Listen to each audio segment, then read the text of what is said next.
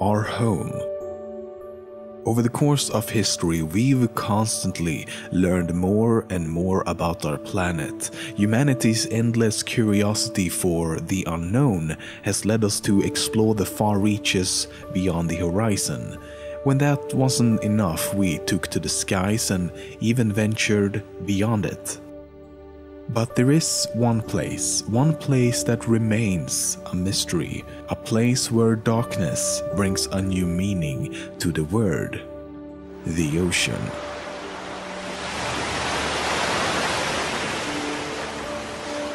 "72% of the Earth's surface is covered by water, yet 95% of the world below the surface remains unexplored. We have better maps of Mars and the Moon than we do of the ocean floor. Nearly 50% of all life on Earth is also found in the ocean.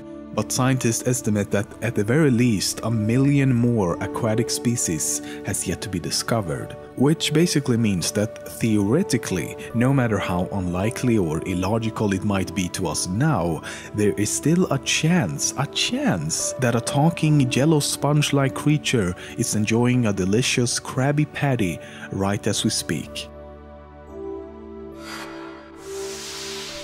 If you've ever flown with a commercial airline and tried to look out the window, things will look pretty small, obviously, but keep that distance in mind. Now imagine that you're on a boat and instead of seeing the ground from high up in the air, you see the ocean floor from the surface.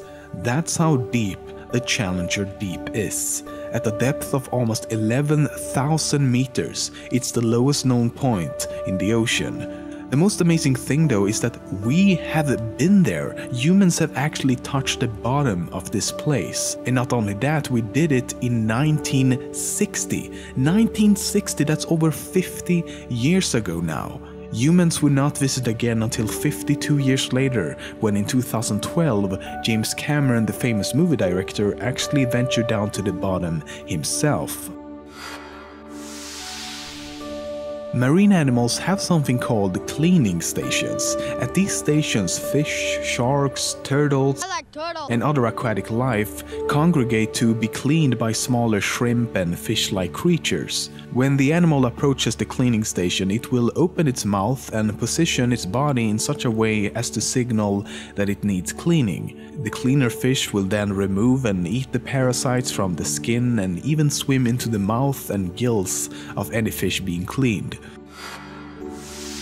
For decades now, scientists have been tracking a mysterious song heard in the depths of the ocean. The song-like sounds have been identified as belonging to a single male whale trying to communicate with others. The problem is that he produces sounds at a frequency of around 52 Hz, but most other whale species sing at frequencies much lower, between the 15 and 25 Hz range. Thus, his singing goes unnoticed no matter how hard he tries, and it's been named the loneliest whale in the world, which coincidentally sounds like a perfect title for a Pixar movie.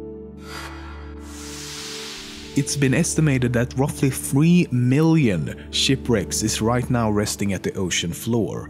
As they slowly sank beneath the surface, never to be seen again, they carried with them all their cargo, their gold, everything. So as we speak, there are several billions worth of treasures waiting to be found at the bottom of the ocean.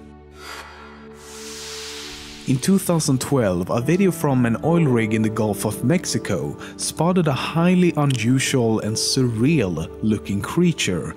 It was captured over 1,000 meters below the surface, floating around like a sheet or a blanket in the water. The creature was later revealed to actually be a form of a jellyfish, Deepsea enigmatica to be exact, which is an awesome name by the way. Not much is known about the animal other than that it lives at a depth of between 1,000 and 2,000 meters.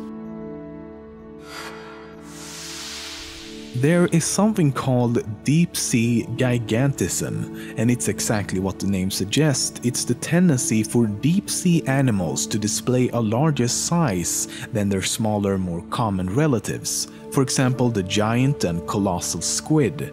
The colossal is the larger of the two and can grow up to 14 meters long, the average length of a freaking bus. Another example is the Japanese spider crab with a maximum leg span of almost 4 meters. There's also the giant oarfish, which can become over 17 meters long, and the giant isopod, which looks absolutely enormous compared to its smaller relatives. It's not exactly known what is causing the creature's increased size. It could be the result of adaptation for scarcer food, greater pressure, the extreme temperature and complete lack of sunlight, or for other unknown reasons. In early 2013, 3 days after a ship had capsized just outside the coast of Nigeria, a team of divers was sent down to look for the dead bodies of the ship's crew. What they did not expect to find was someone still alive.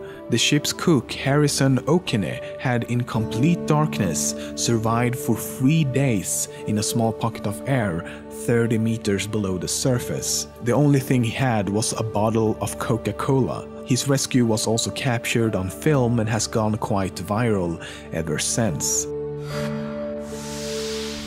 The Bermuda Triangle has long been considered to be a mysterious place with strange paranormal activity. A place where ships and aircrafts alike mysteriously disappear, never to be seen again.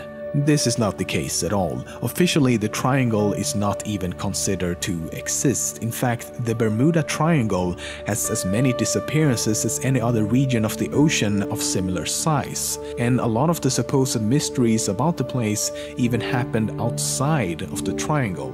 The only reason it's considered paranormal is the work of popular culture. It should come as no surprise that water pollution is a big problem all around the world today. Our complete disregard for destroying something that is absolutely essential for life on this planet is nothing short of astounding. And it's not just about the life in the ocean, it's about life on Earth, humans included.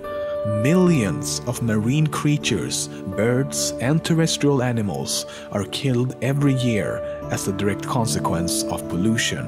In China, over 90% of the water in and around cities is polluted, which should come as a shock to no one as they release around 60 million tons of waste into the ocean every single day. The issue comes down to our inability to account for long-term effects, the fact that what we do now, today, could literally mean life or death in just a few short years. But let's not forget about our pollution of the skies. Global warming has an enormous effect on the oceans as well. About 30 to 40% of the carbon dioxide we release into the atmosphere dissolves into the ocean, rivers, and lakes. It reacts with the water to form carbonic acid and starts a process called ocean acidification, where slowly but increasingly turning our oceans into acid. Let me say that again, just to let you know how moronic this really is. We are knowingly destroying something that is crucial to our survival and probably the reason we even exist in the first place, by turning it into fucking acid.